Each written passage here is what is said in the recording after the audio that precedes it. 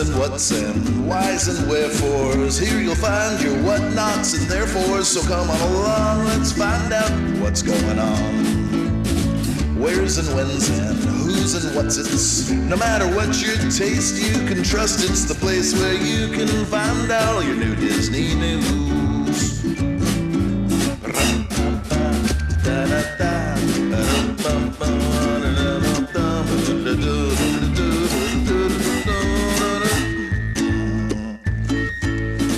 Where's and when's and who's and what's it's. No matter what you taste, you can trust it's the place where you can find all your new Disney news.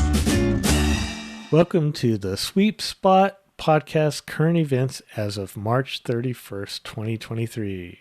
All right. I'm so happy to be here, and I'm looking forward to updating people on what's going on with the Disneyland Resort. Thank you for joining us, everybody. Yeah, thank you. And if you're wondering, who are these guys? We are both former Disneyland Custodial cast members, and we talk about Disneyland. On our main topic episodes, they come out on the weeks that the current events don't. So we put out a show every week, but just for new listeners, we have like authors and Imagineers and former cast members, just a variety. We have history shows where we talk about Disneyland history. And that's on our main topic show. It's the same. So if you subscribe to this, then you'll get those in the feed. We're also authors of the books Cleaning the Kingdom. We have 2 books out. You can get both books on Amazon. They are not signed, but if you want them signed, you can currently get our second book only on our website, thesweepspot.com. The first book is sold out by popular demand. Yes. See, you snooze, you lose. We'll get some more in probably in a month. The end of April, I'll have some more available. And then you can get audio. So we have, for limited time, we had the both books on audio on a USB drive, and I only have a couple of those left. So if that's something you've been wanting to do, you can go over to thesweepspot.com and you can buy both of them or just one. But you can still get the audiobook on Audible. I think through the iTunes store, you can get them there, wherever audiobooks are found. And you can get our books on Kindle also. Yes. If you want to help support the show, become a Patreon. You can get some great perks. You can get one bonus show per month delivered to you. Ken and I record it just for the Patreons once a month. And you can join us once a month for our current events. We do it live where you can interact with us and leave comments in the chat room and connect with other Sweep Spot listeners there. We do that once a month. Yeah, it's a lot of fun. So you could join Patreon by going to Patreon and searching the Sweep Spot, or you can go to our website, thesweepspot.com, and join Patreon through there. Let's see, one other thing. I wanted to mention I was a guest on Daydreaming of Universal Studios Hollywood podcast. And I've always been a fan of Universal Studios, especially in Hollywood, growing up. And last year, my son and I had the opportunity to do the VIP tour. And so I went on their show and kind of talked about the VIP tour for that. So It was a lot of fun. So check them out. That's Daydreaming of Universal Studios Hollywood podcast. Okay, one more thing. I wanted to mention that I have been for a year now, been working with Concierge, who's been our travel partner for a long time. And now you can book with me directly. If you've been wanting to go to Disneyland, Walt Disney World, Disney Cruise, Alani, Adventures by Disney, or Disneyland Paris, actually, you can now contact me directly. You can email me at lbarron@concierge.com. That's LBARRON at concierge. That's CONCIEARS.com. If you can't remember all that, or you're not in a place where you can write it down, you can go to our website, thesweetspot.com, and there's a all the information on there, how you can connect with me. But I'd love to work with you, even if you think I could book this on my own. Let me try to help you, because there's promotions and things that we find out about, and we can try to save you some money. And it doesn't cost anything extra for you. Yeah, let Lynn, to me, it's like a no-brainer. Let Lynn take on some of the planning for you and do all that leg work for you, so that you can relax a little bit more. That's right. All right. Well, before we get into our current events, we're going to hear from Eric at Concierge, who brings us the D180.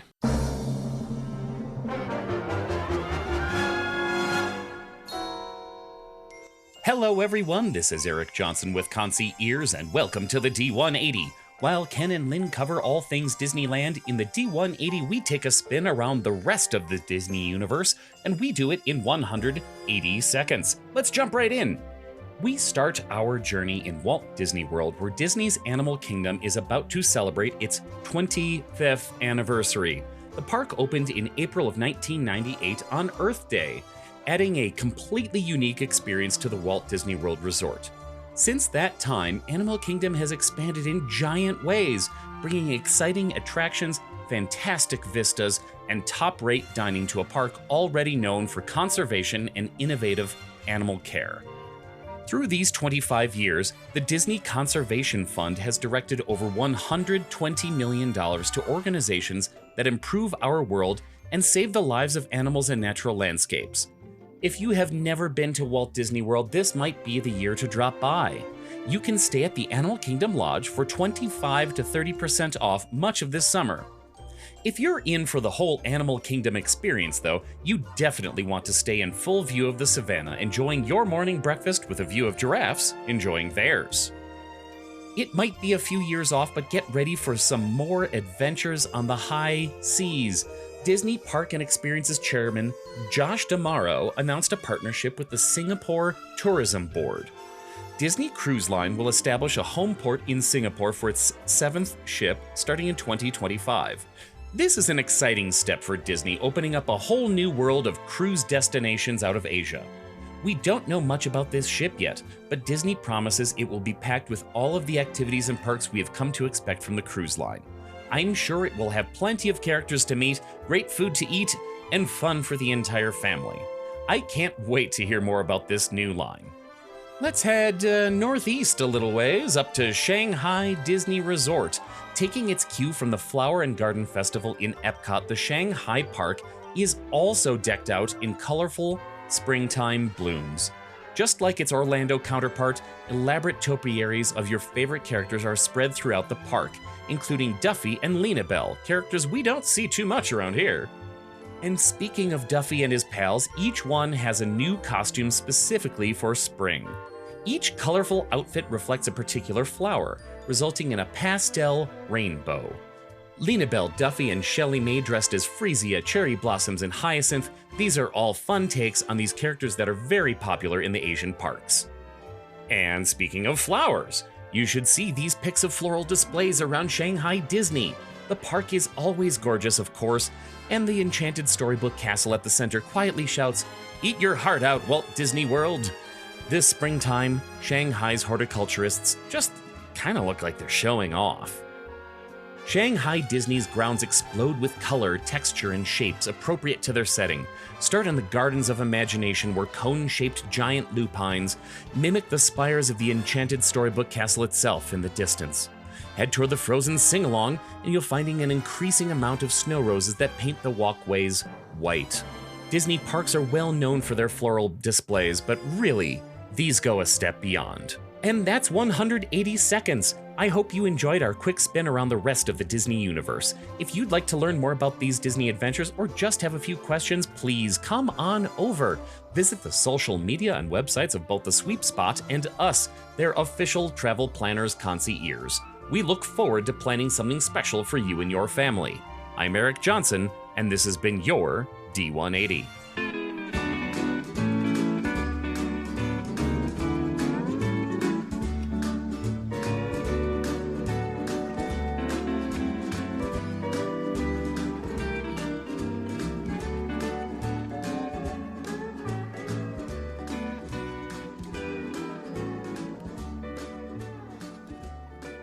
Now we're going to have the current events. Ken, what do you have for us? Oh, Lynn, it's deja vu all over again. No fooling. We've got a few things to talk about. They might sound familiar because we talked a lot about them the last time, but when we last recorded, this stuff was on the cusp of happening, and now it's happened.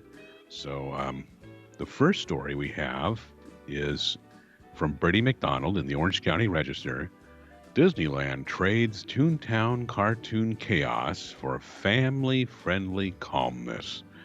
And this is pretty much Brady's impression of Toontown after experiencing it. And as he says, because this is from March 18th, he says, Disneyland hosted a media preview of Mickey's Toontown on Saturday, March 18th, ahead of the grand reopening of the kid-centric land on Sunday, March 19th, at the Anaheim theme park. During the preview, I viewed the renovated Mickey's Toontown from the point of view of the intended audience, grade school kids and their parents. Did Brady get down on his knees and shuffle through the area that way, like a grade school kid? I don't know. Maybe. The first thing you notice when you walk into Mickey's Toontown is the burst of color in every direction you look. Not the hot reds and pinks of Roger Rabbit's Toontown, but the new cool greens, blues, and purples picked out by Minnie Mouse's home improvement team at Walt Disney Imagineering. Fun is still the forefront of Toontown's mission statement, just without the cartoon intensity that Roger Rabbit has brought to the place since 1993. The overall vibe of Toontown 2023 is more subdued relaxation, with an emphasis on calmness and decompression. Toontown of today is more about burning off energy than cranking up the pressure. So it's a whole new vibe to Toontown. It looks good.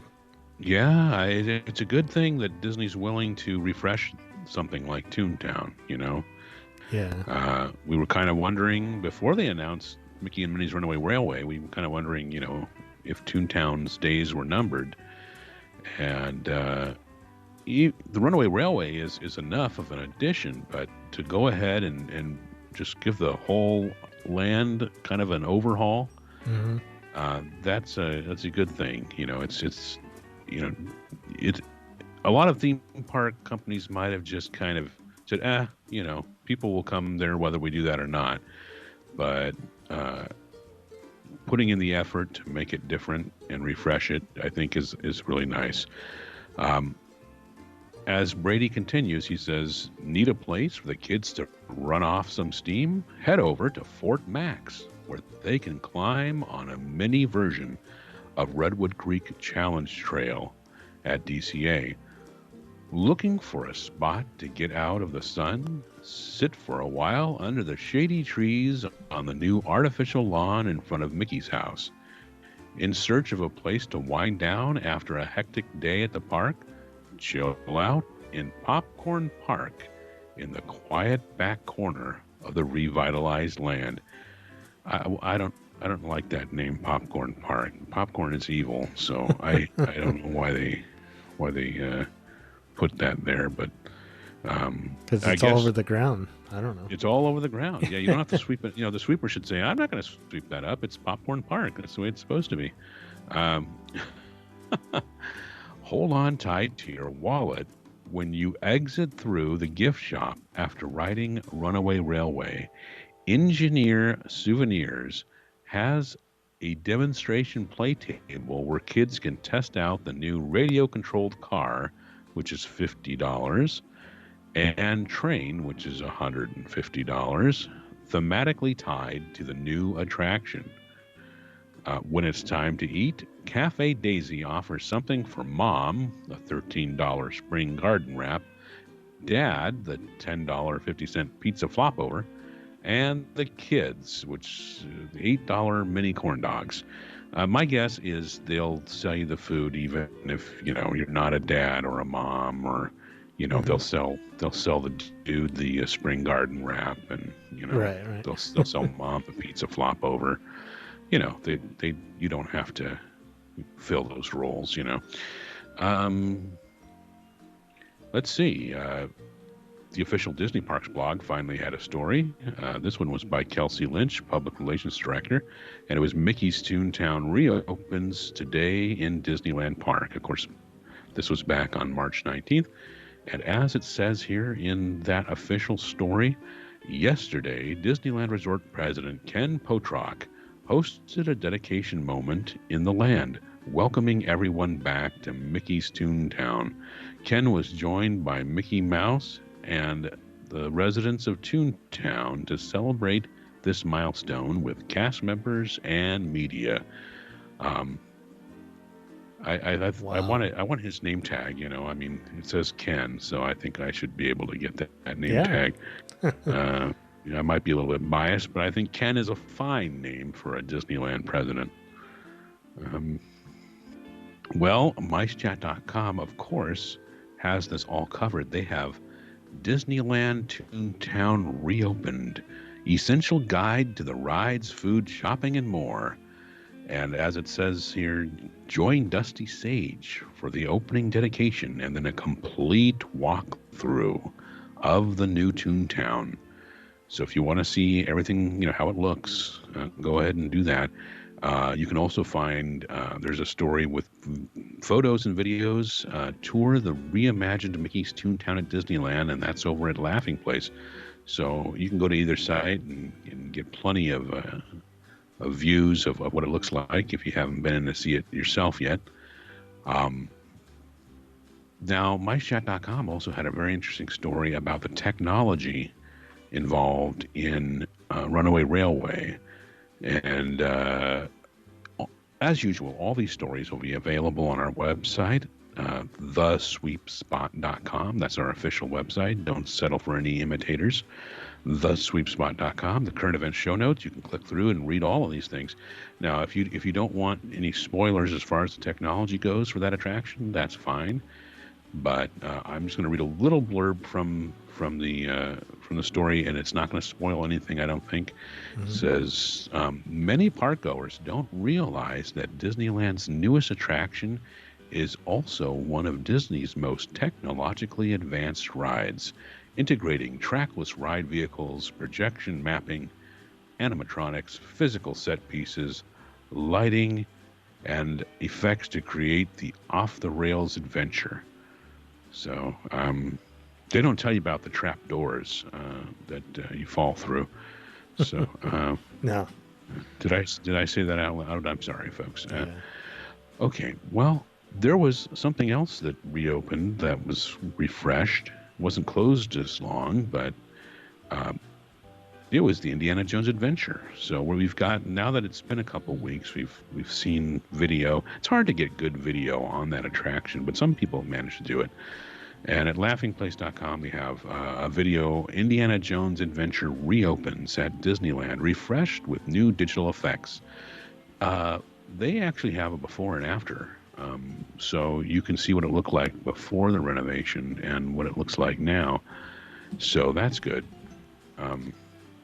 Yeah, it's interesting to see, like you said, what was added or what was upgraded and what wasn't. And I think mostly everything was. There's a couple of things that weren't. Yeah. And I think somebody might have already broken something in Indy in the queue.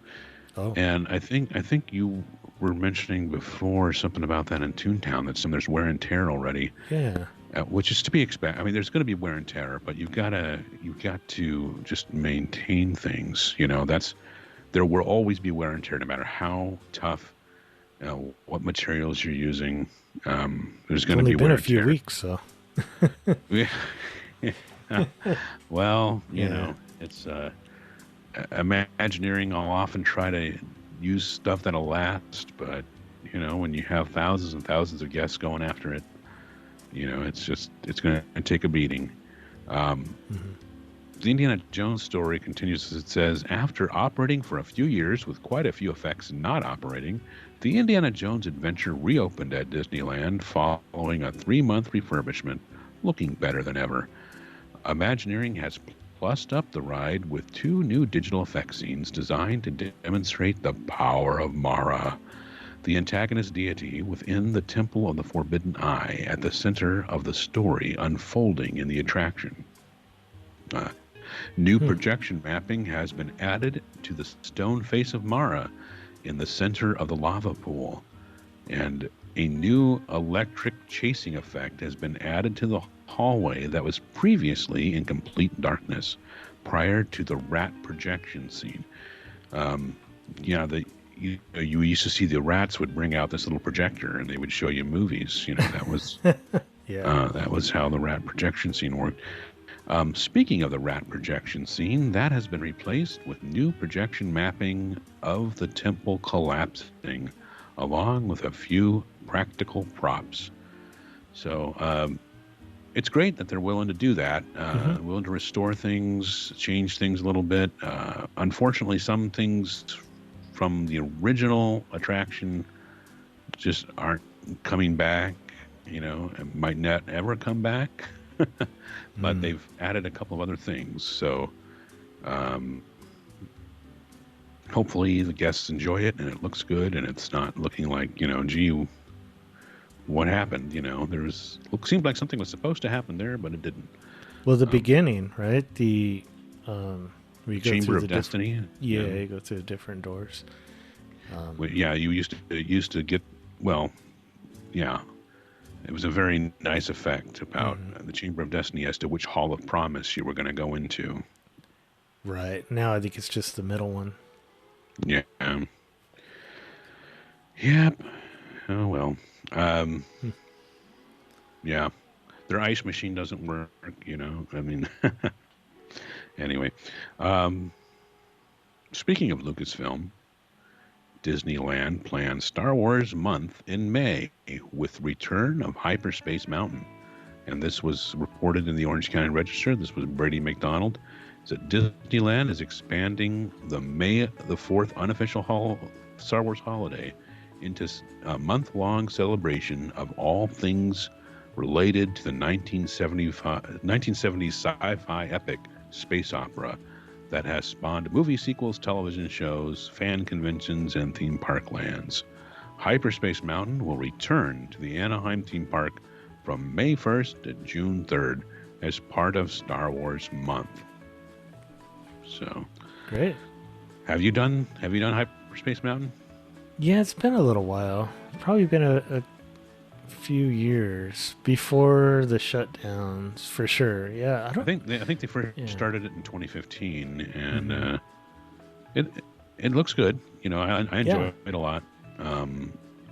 If you do these things every year, there's the people who visit the parks the same time every year never get to do the alternate thing. Like the people who never get the original Haunted Mansion, because it's always when they go, it's always Nightmare Before Christmas overlay, something of that nature, Right. Yeah. The May 1st start date gives Disneyland a few days to absorb the initial crowds sure to turn out for Hyperspace Mountain before the unofficial Star Wars Day on May 4th. As in, may the 4th be with you. Disneyland is expected to share more details soon on the limited time run of Hyperspace Mountain and Star Wars Month. Star Wars Month will overlap with the Star Wars Night after hours parties that will run on May 2nd, 4th, 8th, and 11th at Disneyland.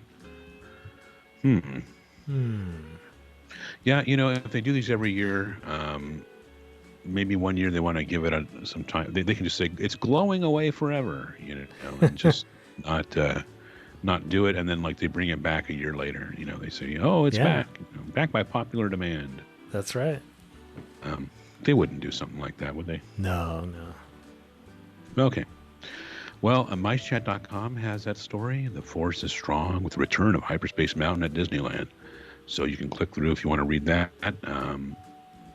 And Laughing Place Disneyland.com reports that Disneyland is resuming Space Mountain single rider test. So back on March 20th, they reported that starting as of that day, Disneyland will resume testing single ridership on Space Mountain. This new queue option may not be available at all times. Therefore, guests interested should keep an eye out for single rider signage at the entrance of the attraction. At this time, it is unclear how long Space Mountain's single rider queue will be tested, or if it will become a staple of the attraction. To find other attractions offering single rider options, be sure to check the park map, Disneyland website, or the Disneyland app. The single rider, when you do single rider as an entirely separate line, it kind of defeats the purpose, I think. I mean, Right. the whole purpose is to make the line move faster.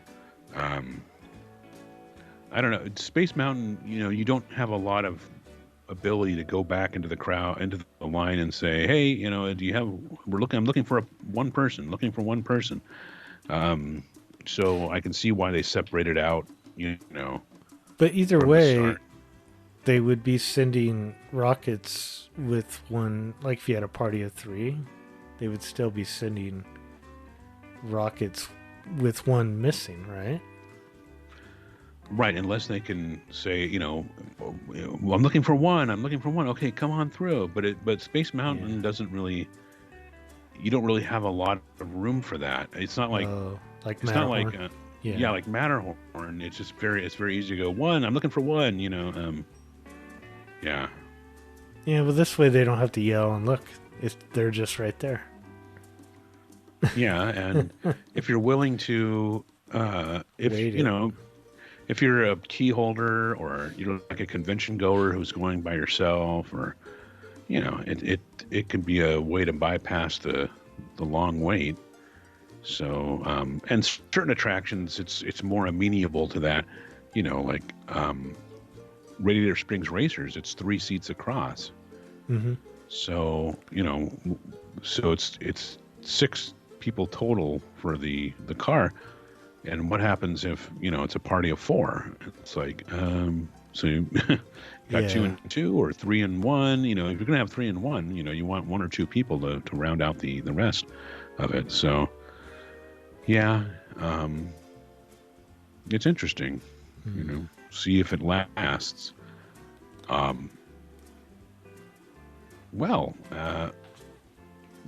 was an auction of various items that included these very expensive Disneyland items.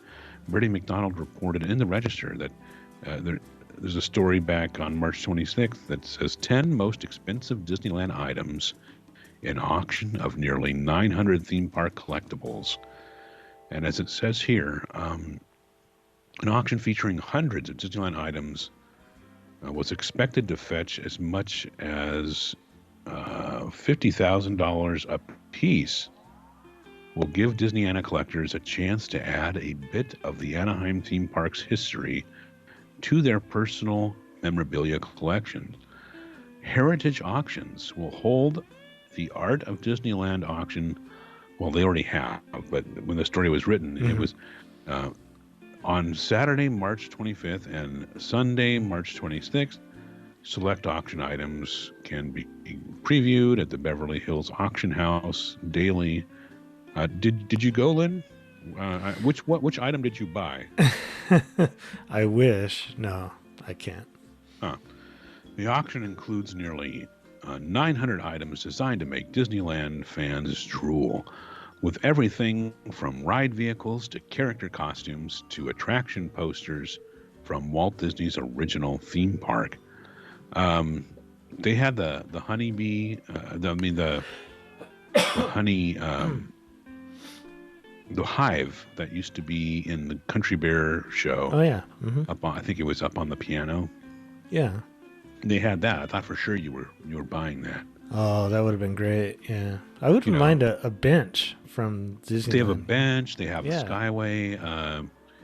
They have Skyway bucket. They have an Utopia car. I wonder how. I mean, it seems like haven't they auctioned these things off before? It's like I think at some point they're going to be auctioning off more of these than existed in the original attraction, and it gets a little suspicious. They're just recreating them. That could be. Yeah.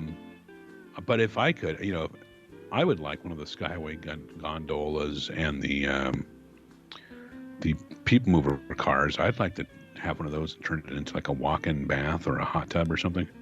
Yeah, or a podcast booth. Podcast booth. Yeah, we could call it, the people mover time machine, or yeah. Yeah. But that would be nice. But yeah, so I'm wondering how the auction did and why it wasn't a Von Eaton thing, but interesting.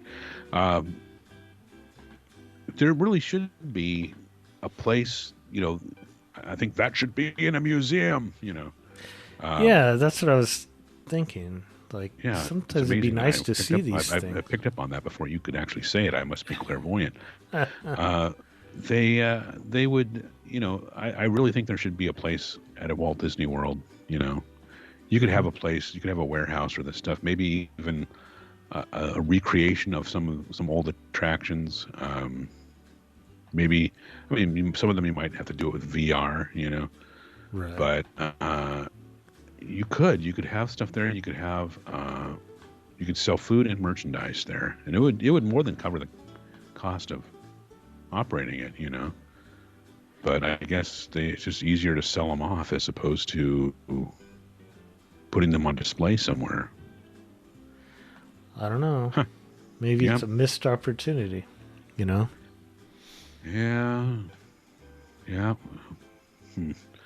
We're not in charge, so we don't get to make these decisions. Not yet. Not yet. Not until the revolution comes. Okay, so speaking of all this money that you had to spend, there's finally something coming to the Adventures Campus that I know you've been waiting for. And Marla Jo Fisher reported at the Orange County Register that Disneyland to open new store in Avengers Campus. So the walls hiding the building work going on right now are covering a space projected to become a new store, presumably dedicated to all things Marvel. The building in question is the so-called Avengers headquarters, which sits beneath a custom-designed full-size Quinjet transport vehicle from the Marvel movies. It has long been projected to become the home of a major new attraction. So, here's the thing. Right now they've got a Marvel shop. The main Marvel shop is at Stage 19 in Hollywoodland. And having this shop would presumably free up the space in Hollywoodland for something else. And, Yeah, I guess it was kind of hidden back there too. I didn't even know it was there until Russell told me about it. I mean, it's back there. Yeah, that's it's easy to miss. So there has been speculation that eventually the shop will be the exit shop for the new attraction, if and when it is built. A newly designed ride was announced in 2019 with concept art showing an all-new ride system, but plans were later put on hold due to budget constraints. So they finish off this article by saying, Disney chief Bob Iger recently announced the company will lay off 7,000 people across all sectors of the company by summer to recoup $5.5 billion in revenue. So that's kind of interesting. They put that, they say a new shop coming. Oh, by the way, they're laying off a bunch of people. So, Wow. Yeah. It's interesting. Some of those layoffs have been announced already, but we'll see. The thing with some of the layoffs I've noticed were actually some of the executives in the higher areas, which I was surprised, But, yeah. Well, yeah. that's where the big bucks are. you know. That's true. I think in some cases there are some open positions that haven't been filled, and those positions get eliminated, and that does count as, even though there's not like an actual person that's being let go, that counts as a cut, so investors often like to see that, it sounds kind of cruel, but the stock often goes up when a company announces layoffs. So yeah. Speaking of all this money you have, first ever Disney Vacation Club Lounge in Disneyland to open on April 19th. And this was reported at Laughing Place. It's the previously announced first ever Disney Vacation Club member lounge at the Disneyland Resort will officially open on April 19th, 2023. Called Disney Vacation Club Starview Station, a member lounge. That's kind of a long title. I mean, it's, Disney Vacation Club Starview Lounge, a member lounge, the musical. This sleek new space will be the heart of Tomorrowland at Disneyland Park. It will be in the heart of. It won't be the heart. It'll be in the heart. It says. Okay, right. That makes more sense. The lounge will also be home to historic Disney gems, such as the K-7 spacesuit worn by the Tomorrowland astronauts during the early years of Disneyland, and the Space Station S1 model from the Disneyland television series. You mean to tell me those haven't been auctioned off? Can't believe it. Maybe the recreations. I don't know. Members can enjoy several amenities, including a dedicated Disney Vacation Club member services team, comfortable seating, complimentary Wi-Fi, device charging stations, complimentary soft drinks, and a massage. I added that last part. The new lounge is available for eligible Disney Vacation Club members with valid theme park tickets and reservations to Disneyland Park. So in other words, you can't just show up at the gate at Disneyland and say, I want to go to the DVC lounge. I'm a DVC member. You've got to actually have a ticket and reservations to get into the park first.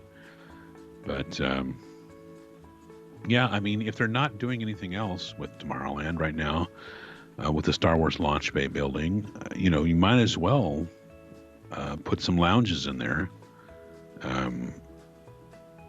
It's just what happens if they do start doing something. It's like, if that becomes a popular lounge, they're going to have an alternate location for DVC members, But why not? Why not have DVC members there? Have a key holder lounge, have an autism space, have a dream suite. Do what you can with the space if you're not going to do a major overhaul yet.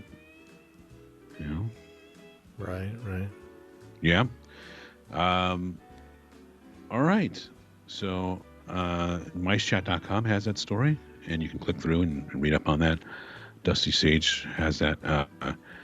Now, there was a couple of updates that micechat.com always has. Disneyland updates, very, very thorough with a lot of pictures.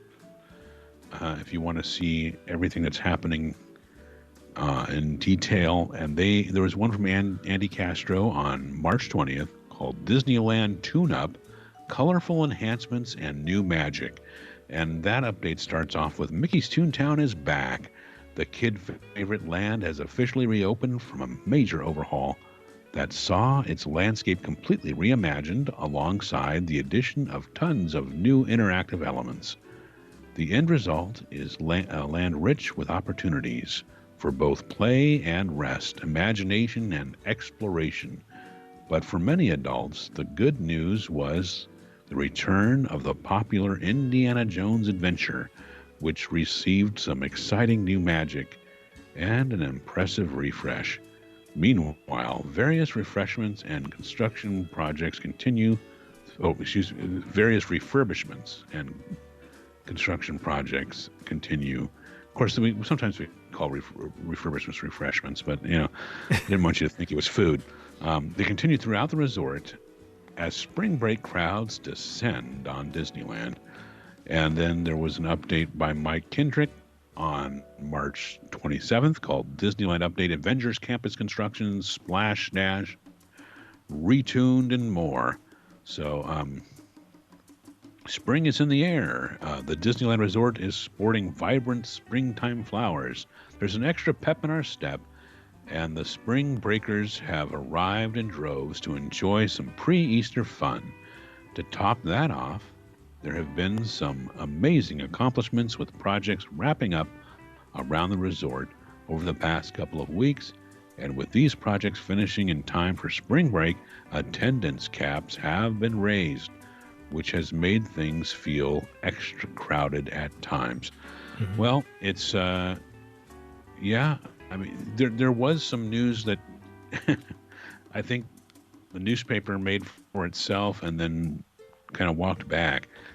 They were checking calendars and they said, "Oh, we think Splash Mountain's going to close," and it was just kind of like, well, if you look, if the way you're reading this, every attraction could have been closing, so they had to walk back the story of, Splash Mountain closing for its renovation, and if you go online, the story that's there says no date yet for Splash Mountain closing, because that was the revised headline. Right. And there's some people who are still holding out hope that they will, that something different will happen with Splash Mountain here. That would be nice, right? Have two different experiences. One in Walt Disney World, one in Disneyland. They don't have to be the same. Some people have been talking about maybe even making that the Avatar stuff. If you turn Critter Country into Avatar, or Pocahontas, but I don't know if Pocahontas is popular now. I don't know. Yeah. Well, yeah, but it still might be highly adaptable to that physical structure. Yeah. Other people have been talking about Jay Woodlore and Humphrey. They're cartoon characters Disney had, but I mean, I think it'd be interesting to have the physical attraction and have it overdone for Avatar. I mean, that would be real interesting how they could handle that. But it's probably going to be Princess and the Frog. Right. It would take a massive decision change at this point to not make it Princess and the Frog. And the work is already underway at Walt Disney World. But yeah, I mean, we don't need to have the same thing on both coasts. You make it so that there's a reason to go to both. Right, like the Galaxy's Edge over there. I mean, it's almost identical. If I ever do get out to Walt Disney World, I just think I'll skip that area. Yeah, why would you spend the time on it? Yeah, exactly. Right. There's plenty of things like that where it's like, I don't need to do that because we have that back at home, and I visit that park often enough that I don't need to do it out here. But hey, do you have any refurbishment news? I do. Okay. Oh, do you want to hear it? Sometime. Yeah. Okay. There's a few things. So something interesting. The Tarzan's Treehouse has been listed as a refurbishment for a while, a long time. As of today, when I went to compile my list, it is no longer there. I don't think that means it's opening tomorrow, but it's very interesting. Maybe they just haven't put in the new name, Adventureland Treehouse instead of Tarzan's. Maybe it's technically not a refurb if it's something new, so yeah, maybe that's why. So anyways, the Silly Symphony swings are down now, and they'll return on May 5th. Big Thunder Mountain is going down April 3rd and will return April 14th. So it'll be back before my next visit. Oh, good. Yeah, so is that 2 weeks? Yeah, about. Dumbo is going down for 1 day, May 11th. Thank goodness they can just get, finally that thing's been looking haggard. No, I don't know the reason. I don't know. I have no idea why either. Yeah, it's not a whole lot they could do in 1 day, I don't think. But and then you have the Matterhorn bobsleds going down April 17th, and no return date as far as their calendar has right now. Okay. So after Big Thunder goes down, they'll after Big Thunder comes back, I should say, the Matterhorn will go down because they want it sounds like they don't want to have more than one of those down at the same time, Try to avoid, Right. you want if you want Space Mountain, the Matterhorn, and Thunder Mountain, which are the biggest coasters within Disneyland Park. Mm-hmm. You want them, if one of those down, you don't want to have either of the others down, right? Right, and that could be maybe the delay with Splash Mountain too. I don't know. Could be. It'd be it'd be ideal for Splash Mountain if they could wait until after summer, and then because if they could have it reopen before next summer. I know it's going to take longer than that. I mean, it's supposedly going to take longer than that. Right, it's But going to go it would through be really one great summer. if they could do it get it right back before next summer. But probably not going to happen that way. Yeah, it's nice to have a water ride in each park, that you can get wet on. I mean, you have the rapids over in Grizzly River, over in DCA, and then Splash Mountain. But I don't know. Right. Any more? Nope, that's all I have. That's all. Well, we'll get to the bottom of that treehouse mystery. We'll it's find out what's interesting. happening with that. Stay tuned, people. We do these updates every 2 weeks. And then the other weeks, we have our topical episodes about some topic at Disneyland. That way, between the two kinds of episodes we do, we give you the past, the present, and the future of the Disneyland Resort. So That's right. spread the word. Tell people we're here. Visit our official website at thesweepspot.com. Subscribe to us. Even if you listen regularly already, subscribe where you can. It helps us out. And just let people know we're here. Sounds good. Thanks a lot, Ken.